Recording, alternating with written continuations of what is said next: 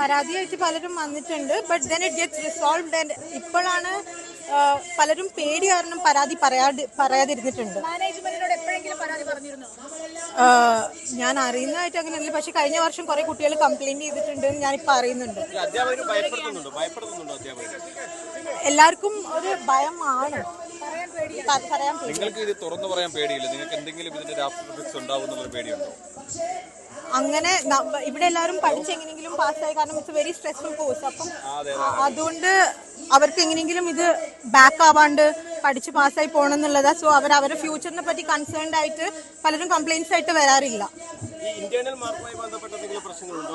Internal mark കുറക്കുന്ന രീതിയിലുള്ള എന്തെങ്കിലും പ്രശ്നങ്ങളൊക്കെ ഉണ്ടായിരുന്നോ? പേഴ്സണലി എനിക്ക് അങ്ങനെ പ്രശ്നം ഉണ്ടായിട്ടില്ല, പക്ഷെ ഞാൻ ഇപ്പം അറിയുന്നത് അങ്ങനെ ഉണ്ടായിട്ടുണ്ട്. ഇപ്പോഴത്തെ സ്റ്റുഡൻസ് അങ്ങനെ ഫേസ് ചെയ്യുന്നുണ്ട്. ഇല്ല, ഞാൻ കേട്ടിട്ടില്ല. ഞാൻ ഇതെല്ലാം അറിയുന്നത് ഇതിന് ശേഷമാണ്, ഇൻസിഡന്റിന് ശേഷമാണ്. കാരണം എനിക്ക് ആ കുട്ടീനെ പേഴ്സണലി അറിയില്ലായിരുന്നു. ഈ അധ്യാപകരുടെ പെരുമാറ്റം എങ്ങനെയാണ്? പ്രത്യേകിച്ച് റാം, സംഗീത, ഇവരെക്കെതിരെയാണ് ഗുരുതരമായിട്ടുള്ള ആരോപണം.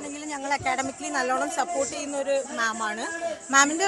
മാം അങ്ങനെ ചീത്ത പറയോ അല്ലെങ്കിൽ കുട്ടികൾക്ക് വിഷമാകുന്ന രീതിയിലൊന്നും പറയുന്നതായിട്ട് ഞാനിപ്പോൾ 8 വർഷമായി ഇവിടെ പഠിച്ചിറങ്ങിയിട്ട് 8 വർഷമായിട്ട് ഇവിടെ ഉണ്ട്. 2018 ബാച്ചാണ്. അപ്പം മാമിൻ്റെ ഭാഗത്തുനിന്ന് അങ്ങനെയൊന്നും ഞങ്ങൾ ഇതുവരെ അനുഭവിച്ചിട്ടില്ല. പക്ഷെ റാം സാറിൻ്റെ വക ഹ്യൂമിലിയേഷൻ അങ്ങനെ പലരും അത് കംപ്ലൈൻറ്റ് ചെയ്തിട്ടുണ്ട്. റാം സാറിന്റെ പേരിൽ ഒരുപാട് അലിഗേഷൻസ് ഉണ്ട്.